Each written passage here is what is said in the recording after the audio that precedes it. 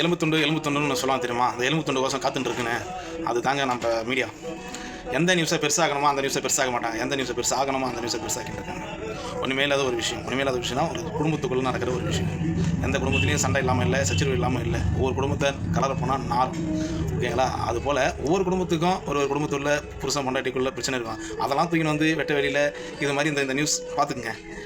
என்ன தமிழ்நாட்டில் எவ்வளோ பிரச்சனை இருக்குது, அந்த பிரச்சனையெல்லாம் பேசுறதுக்கு இந்த நியூஸுக்கு வக்கு இருக்கா? முதல்ல அதெல்லாம் இல்லை. ஆனால் ஒரு தனி மனிதன் தாக்குதலை இந்த ரிப்போர்ட்டர், இந்த நியூஸ்காரங்க பண்ணிட்டுருக்காங்க, ஓகேங்களா?